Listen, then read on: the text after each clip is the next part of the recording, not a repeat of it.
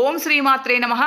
మనము నిన్నటి వీడియోలో లలితా సహస్రనామాలు 6 నుండి 10 వరకైతే అందరికీ అర్థమయ్యే విధంగా నేర్చుకున్నాము నేను అనుకుంటున్నాను. మరి ఈరోజు లలితా సహస్రనామాలు 11 నుండి 15 వరకు వాటి యొక్క అర్థాన్ని అందరికీ ఈజీగా అర్థమయ్యేటట్లు తెలుసుకుందాము.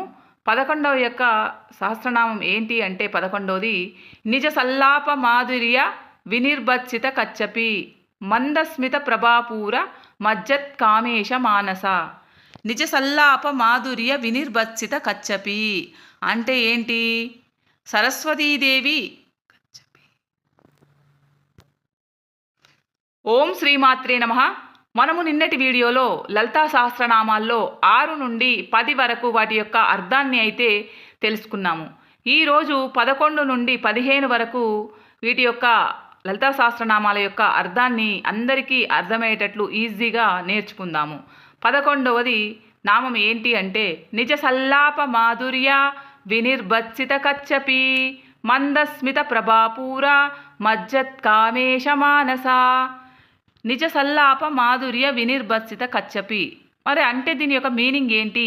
కచ్చపి అంటే వీణ అన్నమాట. అంటే సరస్వతీదేవి వీణ రూపొందించినప్పుడు వచ్చేటువంటి స్వరాలు ఎంత మధురంగా ఉంటాయో అంతకంటే మధురమైనది అమ్మవారి యొక్క గాత్రము అని అర్థము. అమ్మవారు అంతకంటే మధురమైనటువంటి గాత్రాన్ని కలిగి ఉన్నది అని అర్థము. మందస్మిత ప్రభాపూర మజ్జత్ కామేశ మానస అంటే అమ్మవారి చిరునవ్వు కాంతి ప్రవాహంలో, అమ్మవారి చిరునవ్వుతో నిండినటువంటి కాంతి ప్రవాహంలో మునుకలు పెడుతున్న శివుని యొక్క మనస్సు కలిగినది. అమ్మవారు శివుని యొక్క మనస్సు కలిగినది అని అర్థము. తర్వాత 12వ నామం ఏంటి మరి? అనాకలిత సాదృశ్య చుబుక శ్రీ విరాజిత కామేశబద్ధ మాంగల్య సూత్రశోభిత కందర.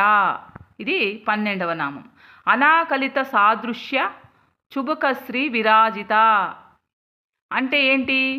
వేరొకరితో పోల్చడానికి వీలు లేనటువంటిది, ఎవరితోనూ కూడా పోల్చడానికి వీలు లేని గడ్డము యొక్క శోభ చేత ప్రకాశించబడుతున్నది. అంటే అమ్మవారి యొక్క గడ్డము ఎవ్వరితోనూ కూడా పోల్చలేకుండా ఉన్నటువంటి శోభ చేత ప్రకాశించబడుతున్నది అమ్మవారి యొక్క గడ్డము అని అర్థము. కామేశబద్ధ మాంగల్య సూత్రశోభిత కందర అంటే పరమశివుని చేత కట్టబడినటువంటి మంగళసూత్రముచే పవిత్ర సౌందర్యముతో ప్రకాశించుచున్న మెడ కలిగినది అనే అర్థము. పరమశివుడు కట్టినటువంటి మంగళసూత్రంచే పవిత్ర సౌందర్యముతో మెడ అనేటువంటిది ప్రకాశిస్తుంది అని అర్థము. ఇది 12వ శ్లోకం. తర్వాత 13వ శ్లోకం. కనకాంగద కేయూర కమనీయ భుజాన్విత రత్నగ్రైవేయ చింతాకలోల ముక్తాఫలాన్విత. ఇది 13వది.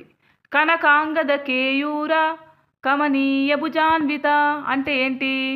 బంగారముతో తయారు చేయబడిన వంకీలతో అందమైన బాహువులు కలిగినది. బాహువులు, భుజాలకు ఏమున్నాయి? వంకీలు. ఏంటివి? బంగారంతో తయారు చేయబడినటువంటి వంకీలతో అందమైనటువంటి బాహువులు కలిగినది అని అర్థము. కనకం అంటే అంతే కదా, బంగారము. రత్నగ్రైవేయ చింతాక లోలా ముక్తా ఫలాన్విత.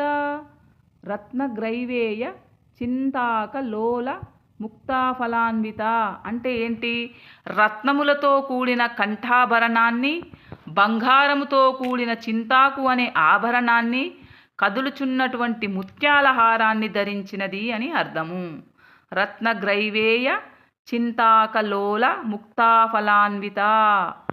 రత్నములతో కూడినటువంటి కంఠాభరణాన్ని, బంగారంతో కూడినటువంటి చింతాకు అనే ఆభరణాన్ని, కదులుచున్నటువంటి ముత్యాల ఆభరణాన్ని ధరించినది అని అమ్మవారు ధరించిందని అర్థము. ఇది 13వ శ్లోకము. 14వ శ్లోకం ఏంటి? కామేశ్వర ప్రేమరత్న మణిప్రతి పనస్తని నాభ్యాలవాల రోమాలి లతాఫల కుచద్వయి అంటే దీని యొక్క అర్థం ఏంటి మరి? కామేశ్వర ప్రేమరత్న మణి ప్రతిపనస్తని. కామేశ్వరుని యొక్క ప్రేమమని పొందుటకై రత్నానికి ప్రతీకగా తన స్తనములను, తన వక్షములను బదులిచ్చింది అని అర్థము. తర్వాత నాభ్యాల వాల రోమాలి లతాఫల కుచద్వయి.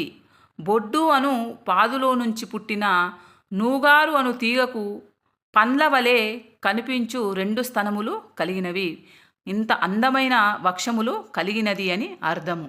ఇది 14వ శ్లోకము. 15వ శ్లోకము. లక్ష్య రోమ లతాధార తాసమున్నెయ్య మధ్యమా స్తనభార దళన్మధ్య పట్టబంధవలిత్రయా. ఇది 15వ శ్లోకం. మరి దీని యొక్క అర్థం ఏంటి అంటే, లక్ష్య రోమలతాధార తాసమున్నెయ్య మధ్యమ అంటే కనబడుచున్న నూగారు అనేడు తీగను అనుసరించి ఉద్దేశించబడుతున్న నడుము కలిగినది, అంటే సన్నని నూగారు తీగ అంటే సన్నని నడుము కలిగినటువంటిది అని అర్థము. స్తనభార దళన్మధ్య పట్టబంధవలిత్రయ అంటే వక్షముల బరువుకు నడుము విరిగిపోయినట్లుగా అనిపిస్తూ నడుముకు 3 పట్టీలు కట్టినట్లుగా ముడతలు కలిగినది అని అర్థము అనమాట. ఇది 15వ శ్లోకం. ఓకే ఫ్రెండ్స్, ఈరోజు వీడియో మీ అందరికీ నచ్చిందని అనుకుంటున్నాను, మీకు అర్థమైంది అనుకుంటున్నాను. ఎక్కడనైనా నేను చిన్నగా తప్పుగా మాట్లాడినా, మీకు తప్పుగా మాట్లాడినట్టు అనిపిస్తే నన్ను క్షమించండి ఫ్రెండ్స్. నేను అమ్మవారిని అయితే వేడుకుంటాను. ఓకే ఫ్రెండ్స్, ఈ వీడియో నచ్చితే ప్లీజ్ లైక్ చేయండి, ఛానల్ని సబ్స్క్రైబ్ చేసుకోండి.